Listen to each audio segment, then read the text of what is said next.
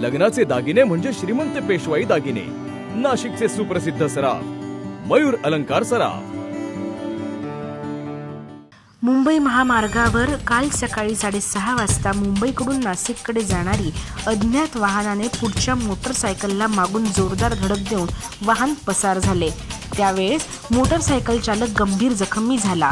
अपघाताची माहिती फोनवर मिळताच गोंदेफाटा स्पॉटवर उभी असलेली जगद्गुरू नरेंद्राचार्य महाराज संस्थांची मोफत ॲम्ब्युलन्स लगेचच अपघातस्थळी पोहोचली व त्या जखमींना तात्काळ घोटी ग्रामीण रुग्णालयामध्ये दाखल केले। अपघातातील वाहन मोटरसायकल क्रमांक MH15GQ0172, अपघाताचे ठिकाण पाडळी फाट्यावर। अपघाताचे प्राथमिक कारण मुंबईकडून नाशिककडे जात असताना अपघात झाला। अपघातातील जखमीचे नाव प्रमोद वामन पगारे, वय 42 वर्ष, राहणार पिंपळगाव मोड, तालुका इगतपुरी, यांना जगद्गुरू नरेंद्राचार्य महाराज संस्थांच्या गोंदेफाटा येथे सदैव अपघातग्रस्तांसाठी कार्यरत असणारी मोफत रुग्णवाहिका सेवेने तातडीने रुग्णांना दाखल केल्याने त्यांचा जीव वाचला आहे। उमेश खानवी, मी नाशिककर न्यूज।